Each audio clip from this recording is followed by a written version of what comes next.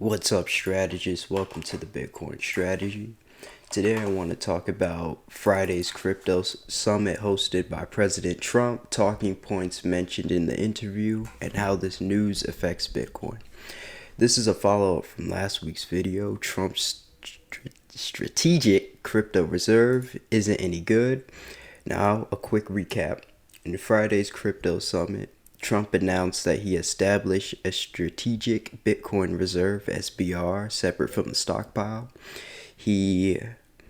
Bitcoin in the stockpile won't be sold and has an accumulation phase in the works. He ended Operation Chokepoint 2.0. I'll explain what that is later. And he is pushing further into US dollar stablecoin adoption.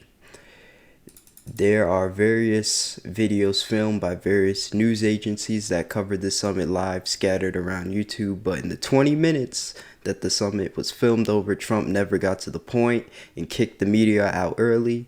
Perhaps they discussed more in private, maybe.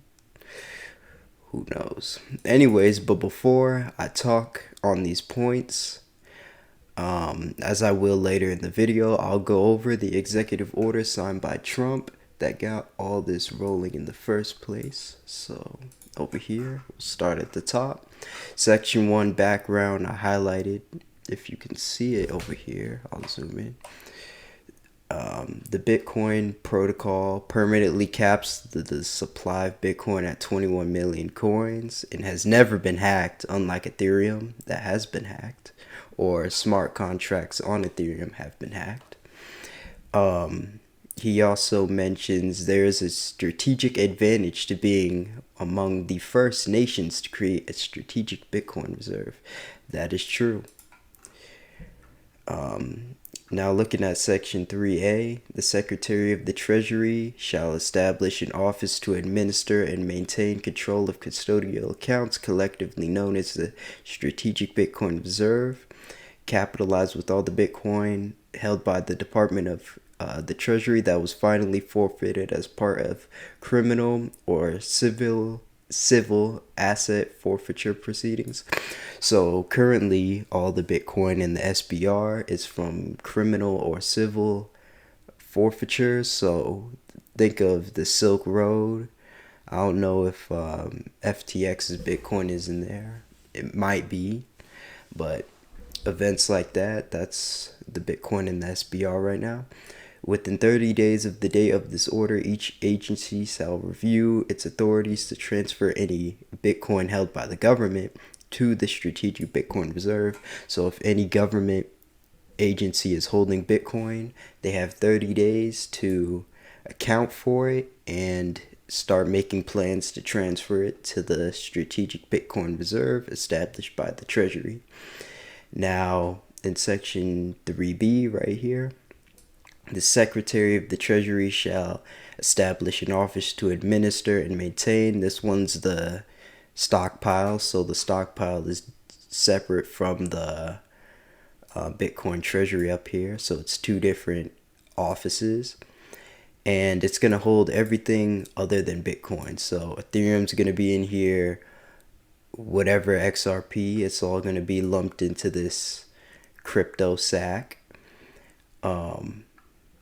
If we look down here, this is still 3C, the Secretary of Treasury and Secretary of Commerce shall develop strategies for acquiring government Bitcoin that shall be budget neutral. I'll talk about that later in some bullet points.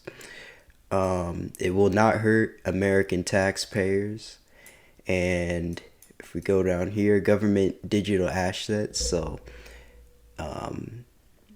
you'll want to know this term later because they say government digital assets means government Bitcoin and all stockpile assets. So anything that the government holds as a digital asset, that is a government digital asset. Within 60 days of this order, the Secretary of the Treasury shall deliver an evaluation of the legal and investment considerations for establishing and managing the SBR and digital asset stockpile, including the accounts in which the SBR and the United States digital asset stockpile should be located for any need of legislation and proper management. So they have 60 days to think of a plan to administer and maintain this strategic Bitcoin reserve.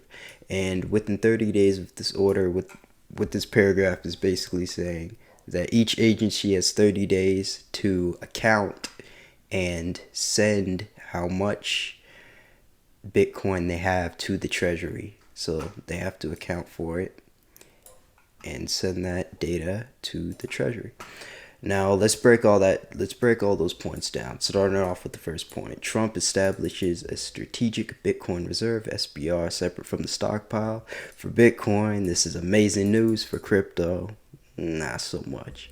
It tells us that Bitcoin and crypto being non-Bitcoin digital assets, are no longer lumped together into the reserve as it was a week ago, recognizing Bitcoin's power as the only strong contender in the cryptocurrency market. In a strategic reserve, assets are not to be sold. In a stockpile, assets can be freely sold and traded whenever the government pleases. This means government Bitcoin will not be sold, and assets acquired in the stockpile can be sold. So Ethereum held by the government can be sold. XRP held by the government can be sold. Solana, whatever you hold by the government, it can be sold. They're not selling their Bitcoin. They're selling all this other stuff. It doesn't seem like a good time to be a crypto maxi right now, does it? On to point 2. Bitcoin in the SBR can't be sold and has a accumulation phase in the works. As mentioned earlier in the video, Bitcoin in the reserve can't be sold. From this day on, America will follow the rule that every Bitcoin knows very well: never sell your Bitcoin. That's a little phrase that they have. I don't know if that's right or not. Who the hell knows? Looking back at Section 3C of the executive order signed by Trump, he mentions the Secretary of the Treasury and Commerce shall develop strategies for acquiring government Bitcoin. So that's in budget neutral manner and with no cost to the taxpayers.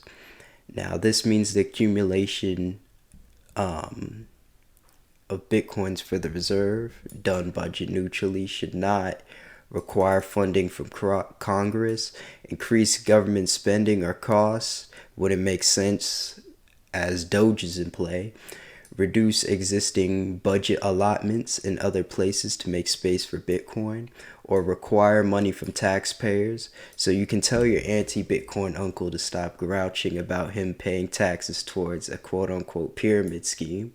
So where may this money come from? As it's pretty tight up here. No money from taxpayers, no money from Congress. Where may this money come from? Now, through a quick web search, I found that in a budget neutral manner, the U.S. government can buy Bitcoin for its reserve through criminal fees, so cyber privacy violations. The U.S. doesn't have GDPR, but something like that. Understatement of income taxes, so someone commits tax fraud, that the government charges them a fee for that, and then they can use those fees to buy Bitcoin. They can use other investment returns, so they can take out of stocks, put that in Bitcoin.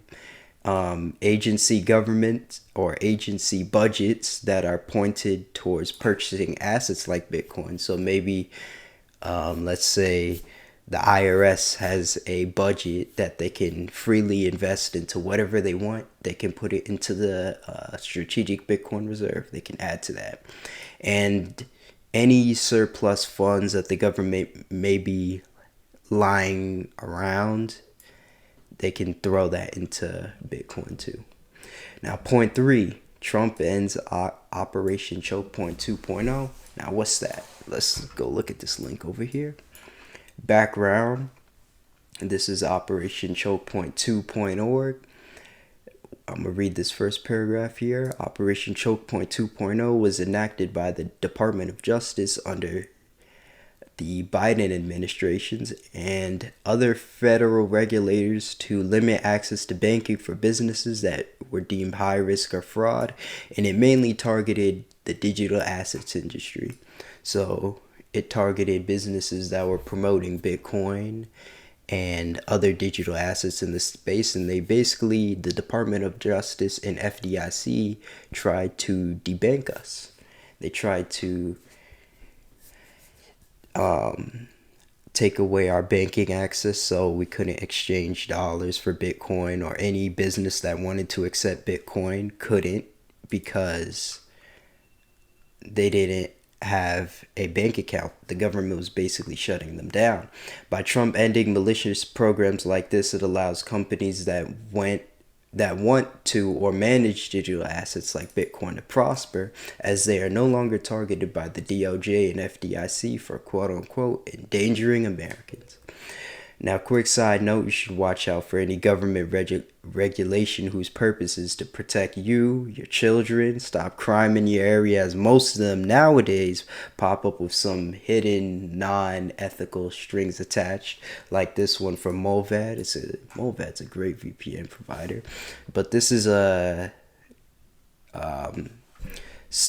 it's a chat control law from the EU. They want to basically unencrypt all your messages, so they can, what that means is they can read everything you send to your friends, your family, anyone you may talk to gets sent to the government, as long as you're a recipient. And basically what they want to do with this data is to look for CSAM. But this doesn't really work as mentioned here. You can read this article further, but I need to get back to the video. On to the final point, a further push into US dollar stablecoin adoption. Of course, Trump is going to say this one because he's a US dollar maxi. A US dollar stablecoin, or any stablecoin for that matter, euro, yen, is a crypto token you can buy that acts as a fiat proxy. It allows people, whether they're foreign or local, to hold dollars on the blockchain. There's no bank account that's needed for this. I can show you what that looks like. Just do a quick coin market cap real quick. Tether is the most popular stable coin. As you can see here, it's pegged pretty much roughly at $1. It's like 1/1000th of a cent off, or 1/1000th of a dollar off. The reason why Trump would want to add this to his major talking points in the summit is, one, he's a dollar maxi, he loves the US dollar, and two, it helps the US economy a lot by transferring money from weak, hyperinflated currencies to the dollar. I'll explain how these work more in depth in a later video. Just know that stable coins are fiat proxies that strengthen the currency in cryptocurrency in which they use. So stay tuned for that. It'll be coming. In short, the next couple of months should be interesting, as Bitcoin will continue to eat away the digital asset market share, as more and more people find out how obsolete crypto's mission is and how Bitcoin is here to rule them all. Bitcoin is truly the king of cryptocurrencies. Bitcoin and cypherpunks alike could have only dreamed of this news and price action just a few years ago. I know I would have definitely dreamed about it a few years ago when I was in this market. But anyways, if you enjoyed this content, feel free to like, comment, or even subscribe. It's very much appreciated. And as always, stay orange pilling, stack sats, and have a great rest of your day.